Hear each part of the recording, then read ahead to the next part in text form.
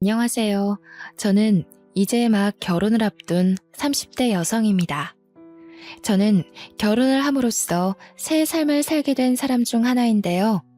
그 말은 결혼하기 전에 제 인생이 파란만장했다는 뜻이기도 합니다. 신랑 쪽과 문제가 생겨서라고 생각하시는 분들이 계실 수 있어요. 그러나 아쉽게도 제 문제는 시댁 쪽이 아닌 친정 쪽에 있네요. 결혼을 앞둔 여성들의 고민을 들어볼 때면 시댁으로부터 겪는 갈등이 주된 이유던데 나쁜 시댁을 만났다면 그 또한 공감이 되는 고민이라 생각합니다. 그러나 저는 말씀드렸다시피 시댁이 아니라 친정이에요. 태어나자마자 성장 과정을 함께한 가족한테서 받는 갈등은 제 평생을 좌지우지할 만큼 큰 문제거리지 않나 싶습니다. 제 인생이야말로 정말 드라마 같다고 얘기할 수 있지 않나 싶어요. 영화 속에서나 만들어낼 법한 시나리오라고 생각했던 일이 제게 실제로 일어났다는 겁니다. 지금부터 들려드릴 제 사연이 전부 거짓 같겠지만 놀랍게도 실화라는 걸 염두하면서 감상해 주시길 바랄게요. 저는 대학에 입학을 했을 당시에도 학교와 집이 가까웠기 때문에 독립을 하지 않았던 사람입니다. 독립의 필요성을 못 느끼기도 했어요. 그래서 저의 가족, 부모님과 친언니와 함께 한 집에 살았죠. 친언니는 저와 5살 차이였는데 남들이 자매라면 되게 많이 싸우겠다고 사이 안 좋지 않냐고 묻는데 맞습니다. 저희 집도 다른 자매들처럼 많이 다투는 사이였어요. 주로 친언니가 저한테 시비를 걸어오는 터라 저도 참지 않고 덤비는 쪽으로 늘 다툼이 발생했죠. 생각해보면 한 번도 친언니와 싸우지 않은 날이 없던 것 같아요. 제 머리가 최대한 기억하는 과거가 유치원 때인데 언뜻 생각하는 그때의 잔상도 저는 항상 친언니한테 늘 미움을 받는 동생이었거든요. 자라나면서 저도 머리가 커지니까 그 괴롭힘의 기억은 선명하리만큼 깊게 남았고 당시 저와 친언니는 걷잡을 수 없을 만큼 감정의 골이 깊어져 버렸죠. 어디서부터 어떻게 화해를 하고 풀어나가야 될지 생각조차 할 수 없는 관계였습니다. 그건 저희를 보는 부모님도 마찬가지였어요. 저 또한 친언니와 잘해보고 싶은 생각이 없었습니다. 한 번도 친언니와 좋았던 추억이 없기 때문이었는지도 모르겠네요. 지금 생각해도 친언니는 저에게 있어 제일 가는 영악한 사람일 뿐 그리움이나 아쉬움 따위 없습니다. 친언니는 항상 저를 이유 없이 때리고 욕을 했는데요. 한 번은 부모님이 그걸 크게 혼낸 적이 있었습니다. 아마 제 기억으로 초등학교 저학년 때였던 걸로 압니다. 그때 제가 들은 친언니의 말은 언니가 저를 왜 미워하는지 알게 된 충격적인 진실이었다고 할 수 있겠네요. 내가 동생 필요 없다고 했는데 엄마 아빠가 마음대로 낳았잖아. 나는 동생 싫다고. 지금이라도 내다 버리고 싶어. 나중에 우리가 크면 다은이만 좋아하고 나는 거들떠도 안 볼 거잖아. 그래서 지금도 나만 혼내고 있는 거 아니야? 그런 거 아니래도 엄마 아빠는 너랑 다은이 똑같이 좋아해. 근데 네가 자꾸 다은이 못 살게 구니까 엄마 아빠가 너를 혼내는 거야. 네가 언니로서 다은이를 잘 챙겨야지. 싫어. 내가 왜? 나는 다은이 평생 동생으로 인정 안 할 거야. 내 입장에선 다은이가 주어온 년이야. 앞으로 무슨 일이 생기든 나한테 다은이는 주어온 동생일 뿐이라고. 그날 친언니가 아빠한테 굉장히 많이 혼이 났는데요. 친언니의 모진 말은 저를 기죽게 만들기 충분했습니다. 그 이후로 부모님한테 혼날 때마다 친언니는 저를 찾아와서 보복했어요. 저 때문에 부모님이 자기를 미워한다고 매일 눈앞에서 사라지라는 말과 함께 꼭 같이 겸하는 욕이 바로 주어온 년이라는 거였습니다. 처음에는 그 말에 기가 죽어서 친언니한테 욕만 들으면 울기 바빴거든요. 그걸 부모님께 그대로 일러바쳐 친언니가 부모님한테 자꾸 혼나도록 만드는 게 저한테는 친언니를 대적할 수 있는 최선의 수단이었습니다. 그럼에도 친언니는 저한테 계속 그런 기분 나쁜 말을 하더라고요. 어쩔 때는 부모님한테서 용돈을 똑같이 받으면 친언니가 뒤에서 몰래 제 돈을 뺏기도 했습니다. 언니 나이가 많아지다 보니까 더는 부모님한테 일러 바치는 게 언니한테 위협이 되지 않더군요. 나날이 더 겁 없어지던 친언니는 부모님한테 악까지 지르면서 정말 무슨 짓이라도 벌일 사람처럼 무섭게 변해갔어요. 부모님도 점차 나이가 들어가다 보니까 친언니를 나무라는 방향보다 회유시키는 방법으로 부드럽게 대하려 노력했습니다. 그러나 부모님의 꾸지람이 그치는 건 친언니를 더 날고 뛰게 만드는 길과도 같았는데요. 부모님의 꾸지람이 더 이상 자신을 자극하지 않자 친언니는 대놓고 저를 괴롭히기 시작했어요. 그때마다 부모님은 예전처럼 무섭게 매를 들지 않고 말로만 동생한테 그러지 마 하고 말았죠. 초등학생 때만 해도 언니가 무서워서 나약하게 당하기만 했던 저는 부모님이 저를 포기했다고 생각했어요. 매일 주워온 애 소리를 듣는데 나중에는 그 말이 세뇌가 되었는지 부모님이 정말로 저를 사랑하지 않고 언니를 더 좋아한다는 생각이 들더라고요. 그렇게 내내 묻어온 오기와 반항은 사춘기 때 폭발했는데요. 그 시기에 저는 여태 가족들에게 보여줬던 모습과는 조금 달랐을 겁니다. 진짜 주워온 것 같이 생긴 게 누군데? 나는 엄마 아빠랑 닮았는데 언니는 어디 닮은 구석이 있기나 해? 내 친구들은 언니 보고 부모님이랑 하나도 안 닮았다고 그러더라. 언니야말로 주워온 사람 아니냐고 그랬어. 뭐라고? 미쳤어? 네가 뭔데 나한테 그런 말을 해? 넌 나한테 그럴 말할 자격 없어. 너 실수로 만들어진 애인 거 모르지? 주제도 모르고 어디서 까불어? 친언니 말로는 부모님이 친언니 하나만 키우고 아이를 안 가질 생각이었는데 실수로 제가 생기는 바람에 낳았다고 했어요.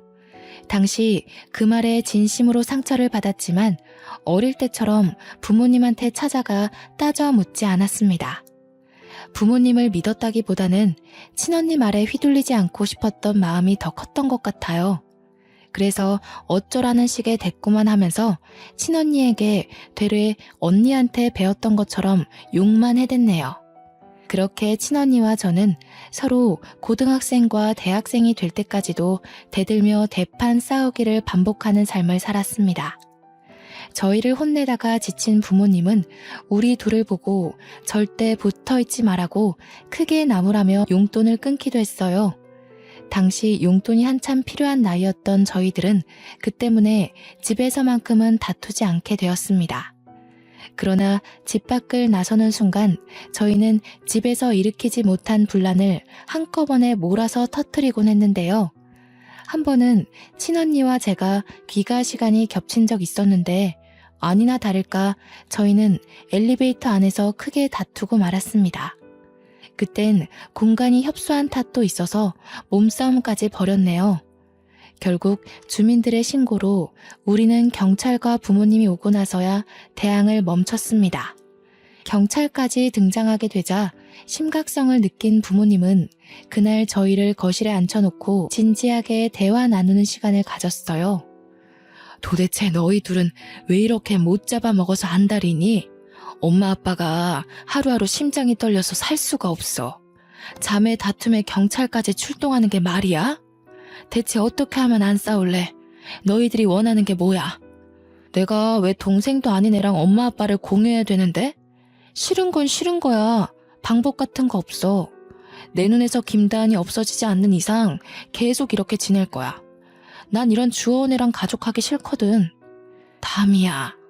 너 왜 자꾸 동생한테 그런 소리를 하는 거야? 다은이가 어디 주워온 애라는 거니? 자꾸 그런 못된 소리 하면 너희 둘 다 집에서 완전 쫓아낼 수도 있어. 그러니까 내가 동생 필요 없다고 진작 얘기했었잖아. 차라리 쫓아내.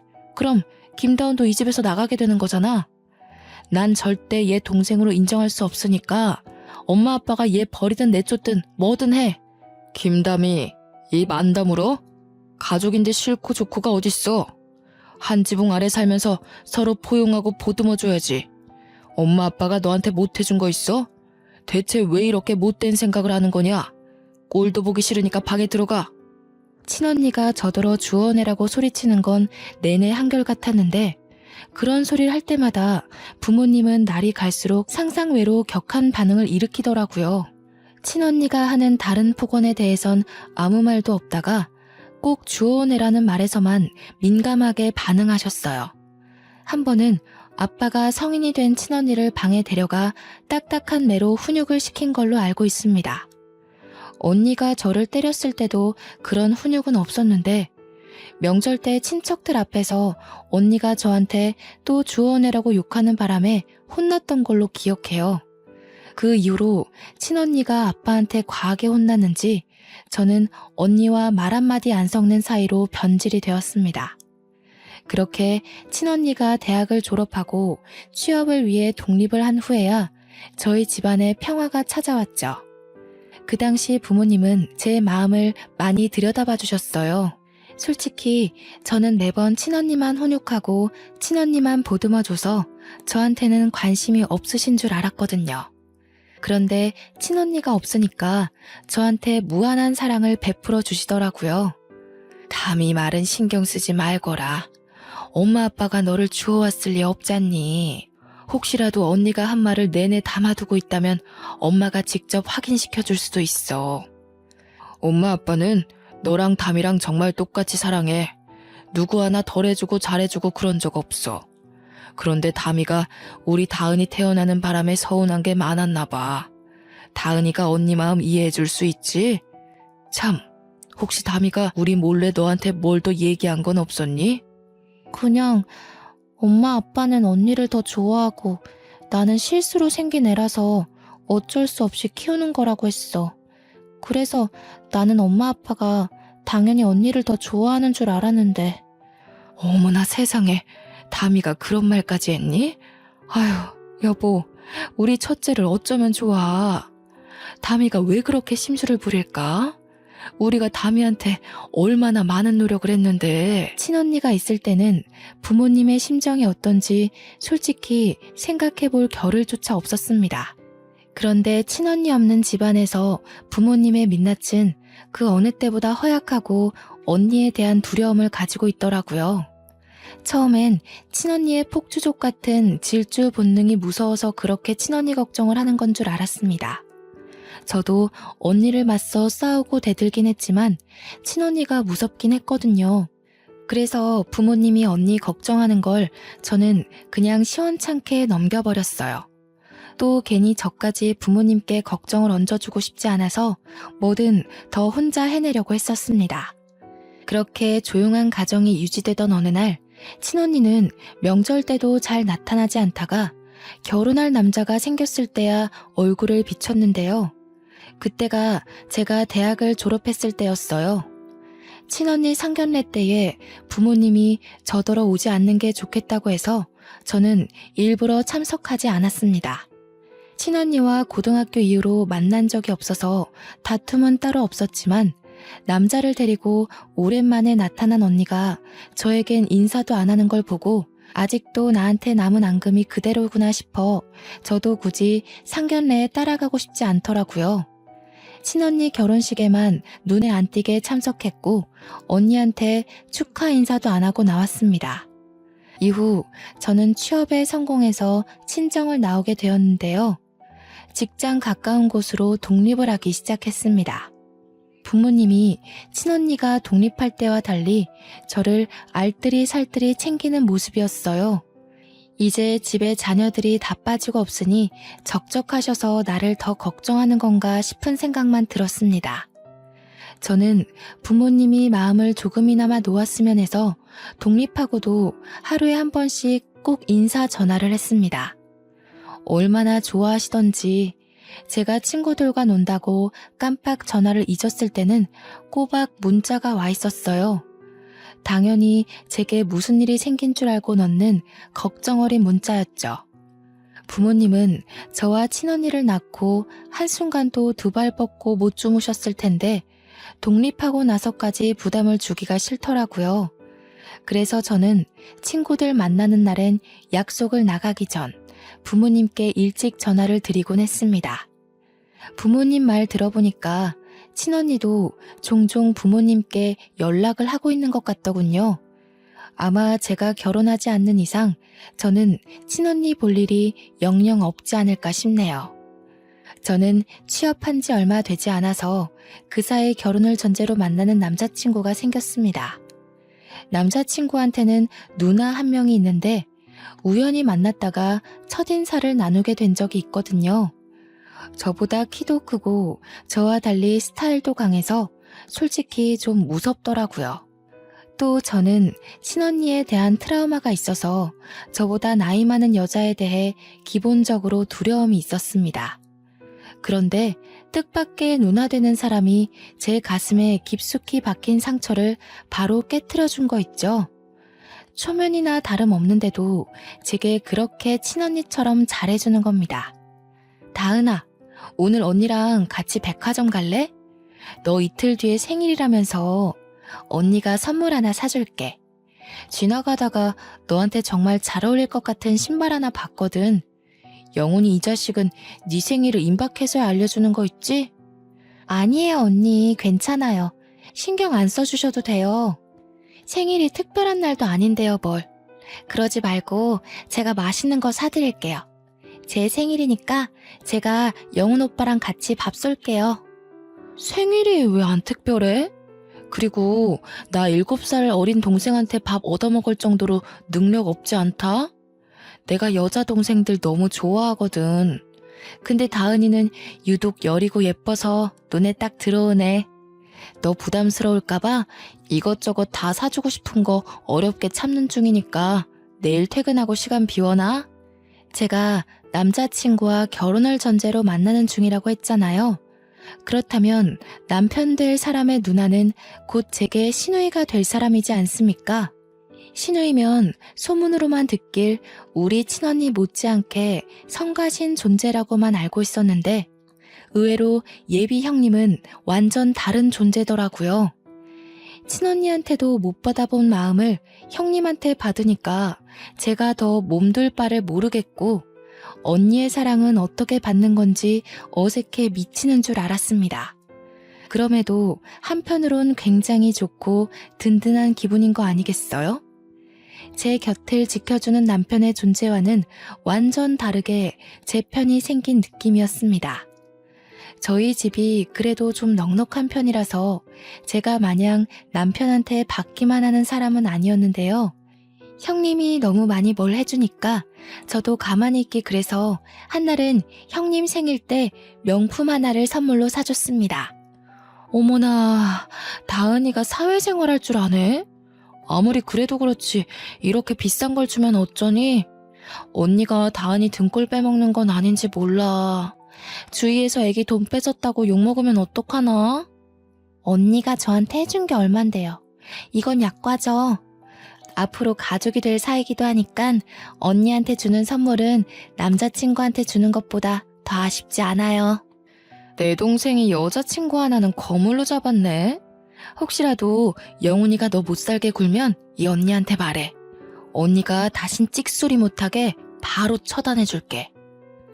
당시 형님과 저는 얼마 만난 사이도 아니었는데 그저 형님이 제 친언니였으면 좋겠다 생각한 적이 한두 번이 아닙니다.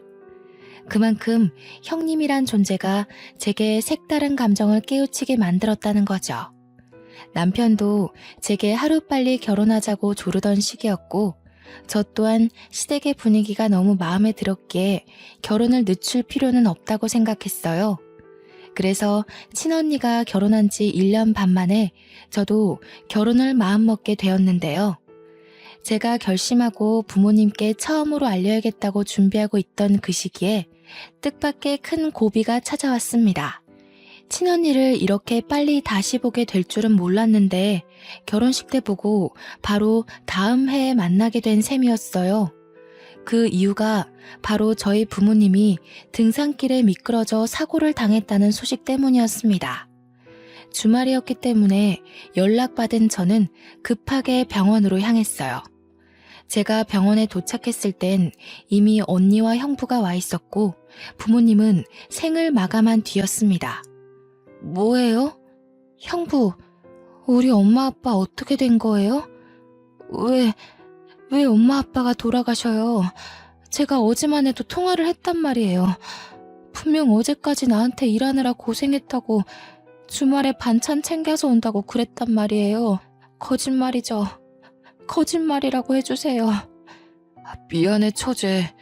우리도 연락받고 놀라서 달려왔어. 다른 등산객이 발견하고 신고해줬대. 그래도 병원 올 때까지는 숨이 붙어 있었다는데 수술 과정에서 그만 돌아가셨어. 형부의 말을 듣는데 하나같이 믿을 수 없는 말만 하는 탓에 저는 주저앉아 오열을 했습니다. 그래도 사람이었던 건지 친언니도 눈물을 보이긴 했는데요. 그렇다고 저를 들여다봐주는 건 아니었고요. 형부가 정신 못 차리는 저를 대신 챙겨주었습니다. 장례식 때도 친언니와 저는 대화 한 번 나눈 적이 없었어요. 거의 형부랑 제 예비 남편을 통해서 필요한 말만 전하고 들었을 뿐이었어요. 그렇게 장례를 마무리하고 친정집에서 친언니와 형부를 나란히 마주하게 되었는데요. 그날 저는 친언니에게 아주 충격적인 말을 듣게 됩니다. 우리 부모님 재산이 왜 피 한 방울 안 섞인 너한테 가야 하는데? 이제 엄마 아빠 없으니까 알려주는 건데 너 우리 식구 아니야. 입양아야. 뭐라고? 뜬금없이 그게 무슨 말이야. 엄마 아빠는 그런 말 없었는데 나더러 태어나줘서 고맙다고 생일 때도 꼭 그렇게 축하해줬어. 이젠 하다하다 그런 소리까지 지어내는 거야? 네가 세상에 태어나긴 했으니 축하는 해줘야 되지 않겠니? 그게 엄마 뱃속만 아니었을 뿐이지. 이제 알았으면 이 정도도 감지덕지하고 받아. 그리곤 다신 얼굴 마주하는 일 없도록 하자. 가족도 아니고 엄마 아빠도 없는데 얼굴 보는 거 더 이상 껄끄럽잖아? 친언니는 제게 어떤 종이 한 장과 돈봉투를 내던졌습니다. 두툼한 돈봉투보다 종이 한 장만이 제 눈을 의심케 했죠. 그건 다름 아닌 제 이름 앞으로 된 입양사실 확인서였습니다. 30여 년 가까이 이 사실을 모르고 있다가 부모님이 돌아가시고 나서 알게 된 저의 실체인 셈이었죠. 너무 충격이라서 그 확인서만 뚫어져라 보면서 아무 말도 못하고 있는데 친언니가 마지막 말로 제게 쐐기를 박더라고요. 엄마 아빠도 널 가여워해서 그만큼 키워놓은 거야. 근데 사람이라는 게 참 그렇다? 피 안 섞인 자식을 아무리 내 새끼라고 키웠다 해도 재산까진 물려주고 싶지 않은 게 부모의 진짜 진심이거든. 그래서 이미 나한테 상속하겠다고 위임장을 써놨더라고. 그러니까 내가 지금 너한테 준 돈은 온전히 내가 쓰는 선심이라는 거야. 감사하게 생각하고 네 돈 아닌 것에는 괜히 눈독 들이지 마. 그렇게 친언니는 그대로 집을 나가버렸습니다. 형부는 쭈뼛거리면서 일어나며 저한테 미안하다고 위로를 해줬는데 전혀 들리지 않았어요. 제가 입양하라는 사실이 그저 충격이라 아무런 행동도 취할 수가 없었죠. 그렇게 저는 며칠을 친정집에 고립되어 있었습니다. 남편도 형님도 그 누구의 연락도 받지 않고 울기만 했어요. 이미 하늘로 가버린 부모님께 원망하는 것 말고는 아무것도 할 수가 없어서 더없이 속앓이만 했네요. 엄마 아빠는 왜 그랬을까요? 왜 저한테 말해주지 않았을까요? 왜 내가 입양이 된 건지, 그럼 내가 버려진 아이라는 건지, 그렇다면 내 친모는 누구인지 저는 아무것도 알 수가 없었습니다. 나이가 30이나 되었다는 걸 잊어버리고서 다시 아이로 돌아간 것처럼 울었어요. 기진맥진으로 몇 주를 흘려보내고 친정집 빼고는 전 재산이 언니한테로 갔다고 문자만 받았습니다. 저한테 남은 거라곤 부모님과 살던 이 집과 친언니가 던져주고 간 5천만 원의 돈뭉치뿐이었죠. 그럼에도 그딴 돈 사정은 제 신경을 자극하는 거리가 못 되었습니다. 그보다 저를 여전히 휘어잡고 있던 문제는 거실에 덩그러니 놓여있는 입양사실 확인서였어요. 거기는 보육원 이름과 주소가 적혀 있었거든요. 제가 마음을 다잡고 집 밖을 나가게 만들어준 것이 바로 이것 때문이었습니다. 보육원의 존재를 찾기 위해 저는 집구석에만 박혀 있을 수가 없었어요. 그렇게 찾아간 보육원에선 아이들 소리가 가득했는데요. 제가 저 아이들과 같은 처지였다는 사실에 기분이 오묘했습니다. 저는 단 한 번도 부모가 없다는 생각을 해본 적이 없는 사람이잖아요. 부모가 있는데 부모가 없는 애라고 하니까 도무지 받아들여지지 않는 거 있죠. 저는 저를 반겨주는 그곳 원장님을 만나서 들고 있던 확인서를 보여드렸습니다.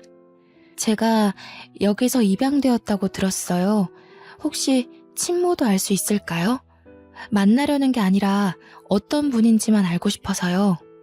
이런 곳이 처음이라서 이런 부탁을 하는 게 실례는 아닐까 걱정했지만 원장님은 흔쾌히 허락해 주셨습니다. 커피 한잔 하면서 잠시만 기다리고 있으라던 원장님은 컴퓨터 자리로 돌아가 기록을 확인했습니다.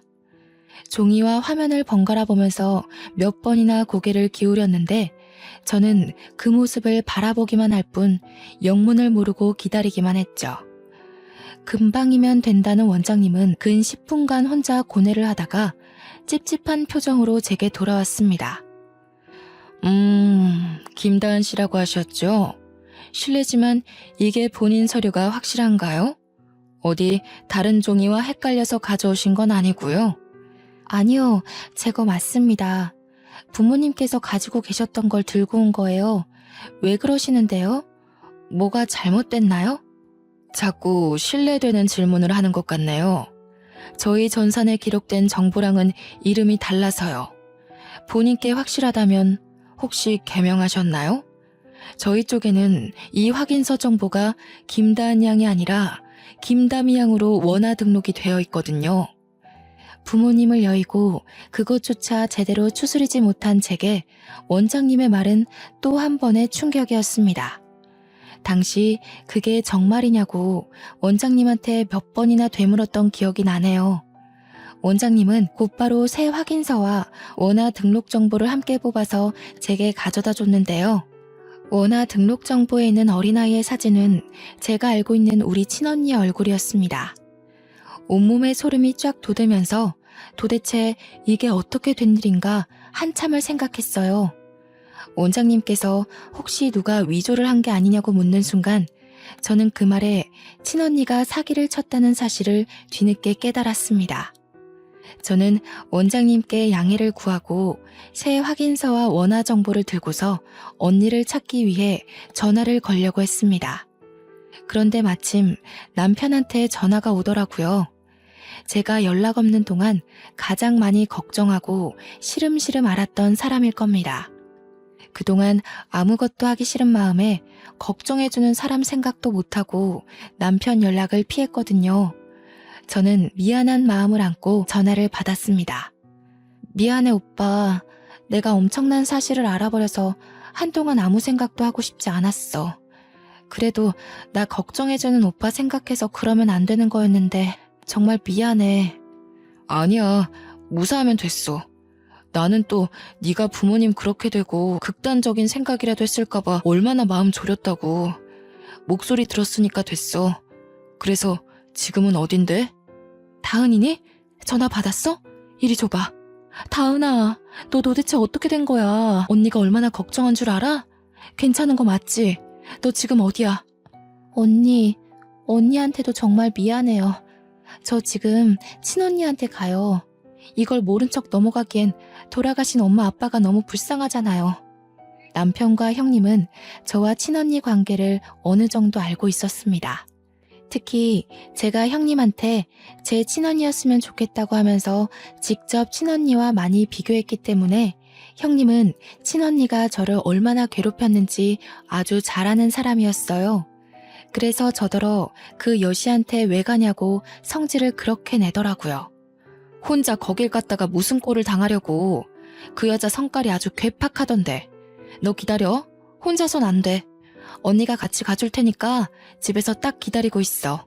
제가 부모님 돌아가시고 연락이 끊겼던 이유를 설명했을 때만 해도 가슴을 쓸어내리며 무사한 것만으로도 감사하다고 말하던 둘은 친언니 얘기에서 불같이 행동했습니다.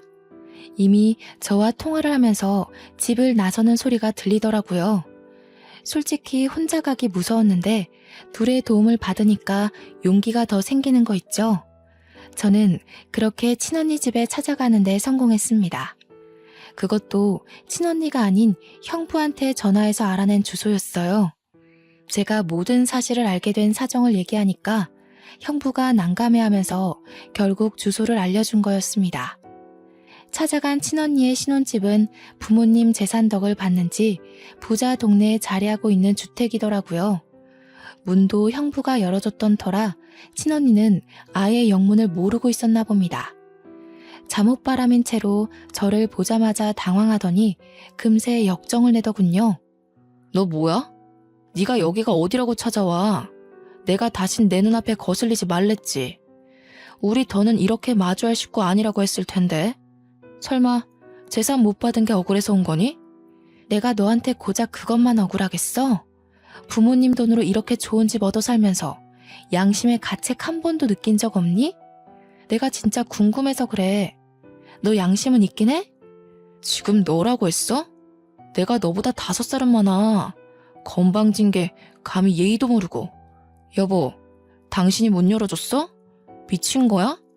내가 전현 찾아오면 상종도 하지 말고 경찰에 신고하랬잖아. 다은이가 다 알고 왔대. 내가 이럴 줄 알았어. 그러니까 솔직하게 밝히자고 했지. 작은 일도 아니고 어떻게 손바닥으로 하늘을 가리겠어. 형부는 이미 자포자기 상태였고 친언니는 그런 형부를 밀치며 무작정 저한테 다가오더니 제 어깨를 확 밀어버렸습니다. 뒤로 넘어지려는 걸 남편이 붙잡아주는 덕에 다치진 않았네요. 그때 저 대신 나서서 친언니를 사정없이 밀어버린 사람은 다름 아닌 형님이었습니다. 이 우라질년이 어디에 그 더러운 손을 대? 네가 그동안 우리 다은이 괴롭힌 주원년이니? 어쩜 생긴 것도 사돈 어른이랑 이렇게 딴판인지 몰라. 사돈 어른 사진만 봐도 우리 다은이가 아니라 너 같은 게 주원 자식이라는 거 세상 사람들이 다 알겠더라. 친언니보다 형님이 2살은 더 많았는데 형님도 친언니 못지않게 한 성깔 한다고 남편으로부터 듣기만 했거든요. 당연히 저는 그런 무서운 형님의 모습을 아직 본 적은 없습니다. 제겐 늘 다정하고 털털하기만 한 사람이었으니까요. 뭐야 이 여자는? 김다은, 아주 꼴값을 떤다. 왜?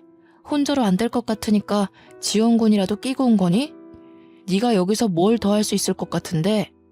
안간힘을 써봤자 결국 네가 얻을 수 있는 건 아무것도 없어. 어처구니가 없네. 태생부터 거짓투성이라 그런지 생각하는 꼬락서니 마저 저렴하기 짝이 없구나. 너 같은 것들 때문에 착하고 선한 아이들이 고아라는 이유로 오해를 받는 거야. 뭐라고? 아까부터 이 여자는 누군데 남의 일에 끼어들어서 간섭이야. 김다은이 돈 주고 깽판 좀 쳐달라 부탁하던가요? 할 일 없으세요? 그래, 나 할 일이 너무 없어서 내 동생 지키는데 아주 혈안이 된 사람이다. 누가 우리 착한 다은이 피 빨아먹고 있다는 소문을 들었거든. 사기꾼 한 명 끌어내려고 냉큼 쫓아왔어. 형님이랑 친언니가 서로 덤비며 싸우려는 걸 형부와 남편이 말리느라 집안이 순식간에 난장판이 되었습니다. 그때 저는 친언니에게 다가가 제가 알고 있는 모든 사실을 밝히며 따져들었죠. 내가 입양하라고? 드라마 너무 많이 본 거 아니야? 요즘 세상에 그딴 거짓말을 하고도 언니가 무사할 것 같았어?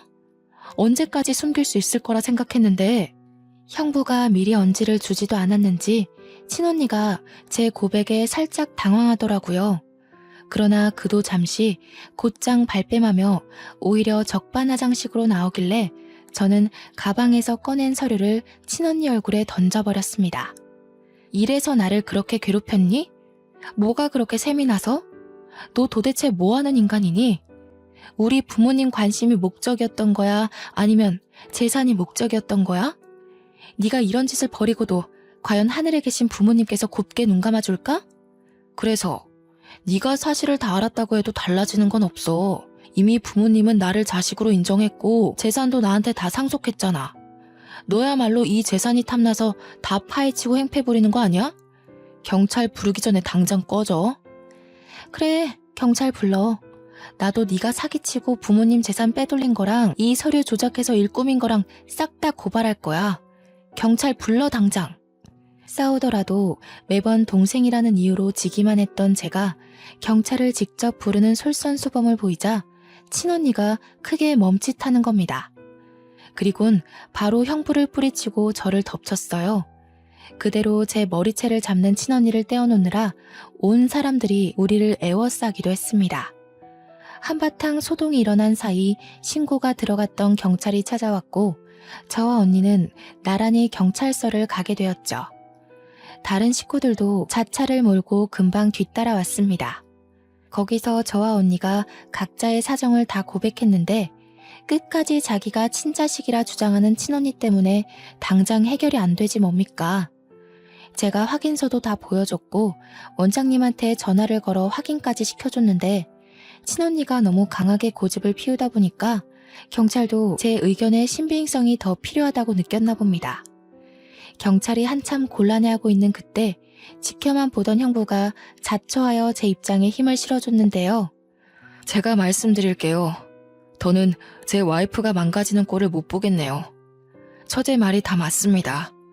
필요하시다면 와이프가 여태 처제 속이려고 진행했던 재산 과정에 대해서도 증언할게요. 여보 미쳤어? 무슨 소리야. 도와줄 거 아니면 가만히 있던가. 우리 재산 몰수당하면 당신도 빈털털이 되는 거 몰라? 아무것도 모르면 가서 앉아있어. 결국 형부는 친언니를 외면하고 다른 자리에서 친언니의 실체에 대해 증언을 하였고 형부의 증언이 크게 작용하여 친언니는 그 자리에서 바로 구속이 되었습니다. 구속 수사를 하고 보니 친언니가 재산 상속 위임장에 부모님 도장까지 훔쳐서 직접 작성했다고 하는 거 아니겠습니까? 듣고서 기가 막혀 죽는 줄 알았습니다. 도대체 얼마나 배짱이 커야 이런 엄청난 일을 과감하게 저지를 수 있는 걸까요? 경찰 말로는 상속 재산 처분은 쉽게 해결하기 어려운 부분이라서 보통은 가족끼리 의논하여 합의를 본다고 합니다. 하지만 저는 여태 친언니에게 당해온 악질을 용서할 수 없었고 위임장까지 위조하면서 돌아가신 부모님을 능욕한 것 또한 절대 그냥 넘길 수 없다고 생각했어요. 저는 한치의 고민도 없이 친언니를 고소했습니다. 빚을 내서라도 변호사를 선임해 끝내 저희 부모님의 재산을 모조리 몰수해왔죠. 벌금을 낼 돈이 없던 친언니는 그대로 5년 이하의 징역을 살게 되었다고 들었습니다. 그 전에 형부와는 합의 이혼을 진행한 걸로 알고 있고요. 모든 걸 다 끝내버리고 친정집을 정리하던 중 형부에게 문자가 한 통 왔었는데요. 그동안 미안했다고 어른으로서 창피한 짓을 저질렀다며 사과하는 내용이더라고요. 그리고는 형부와도 연이 끊어졌습니다. 친정집을 부동산에 내놓고 정리할 때까지 제 옆을 든든하게 지켜준 예비 남편과 본격적으로 결혼 준비에 돌입했는데요. 남편이랑 형님이 힘든 일을 한꺼번에 치룬 저를 위해서 가족보다 더 따뜻한 손길을 내밀어 주었어요.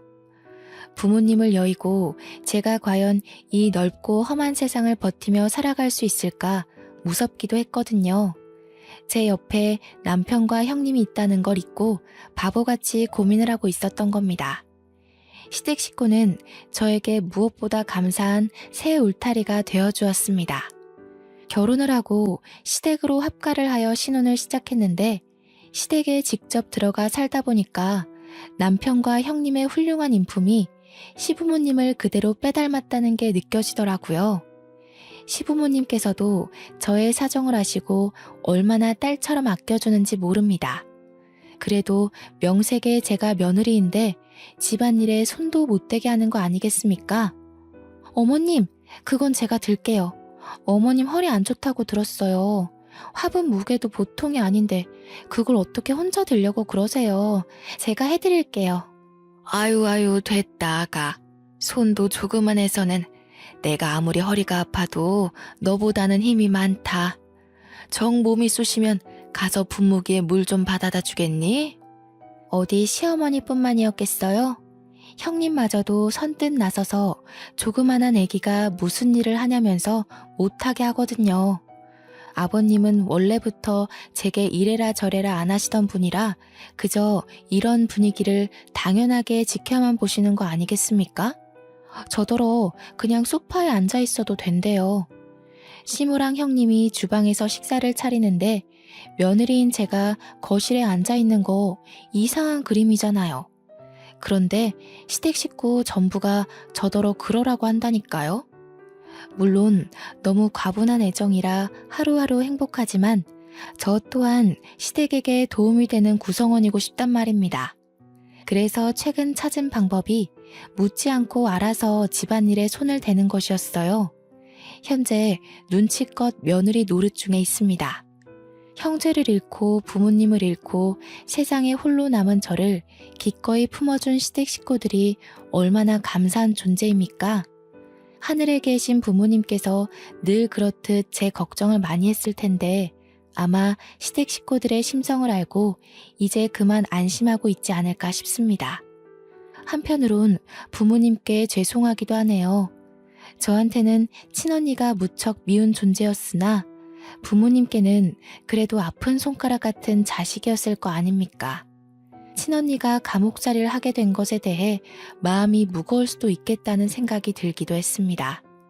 그 생각만 하면 저 또한 마음이 좋지 않은데 그럴 때마다 제가 무척 사랑하는 남편이 제 기분을 눈치채고 말없이 안아주더라고요.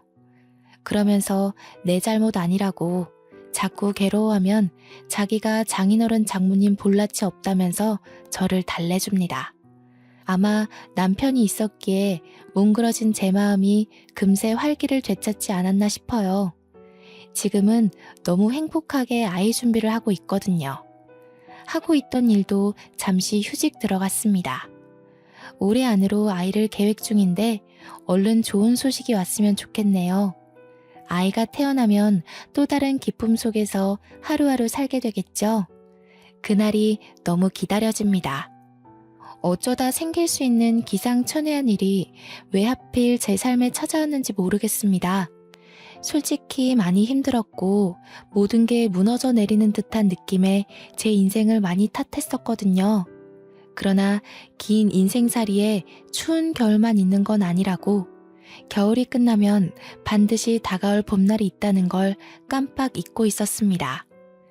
그간의 겨울이 너무 춥고 길었던 탓이겠죠. 그래도 이제는 인생에 봄, 여름, 가을, 겨울이 있다는 걸 알아버려서 춥고 싫은 겨울을 또다시 마주하게 될 거라는 각오를 당연하게 생각하고 있습니다. 겨울이 당연하다면 봄이 오는 것 또한 당연지사가 아니겠어요? 그러니까 모두들 내 인생의 겨울이 길고 막막하게 느껴질지라도 그만큼 따스한 봄날에 차츰 다가가고 있다는 사실을 꼭 기억하셨으면 좋겠습니다. 이 세상에 풍파만 가득한 삶은 없거든요. 하고 싶은 말이 많아서 이 글을 과연 하루 안에 끝마칠 수 있을까 걱정했는데 나름 글을 잘 정리했더니 마지막 인사까지 적당한 분량으로 마칠 수 있을 것 같습니다. 사연을 작성하는 동안 또다시 떠올린 과거는 아직도 마음이 아릴 만큼 선명한 아픔이지만 이 기회가 저한텐 너무 뜻깊은 시간이었어요. 앞으로 저는 강한 엄마가 되기 위해 계속해서 이 상처를 극복해 나갈 것입니다. 우리 모두 굳센 사람이 됩시다. 지금까지 제 이야기 들어주셔서 너무 감사드립니다.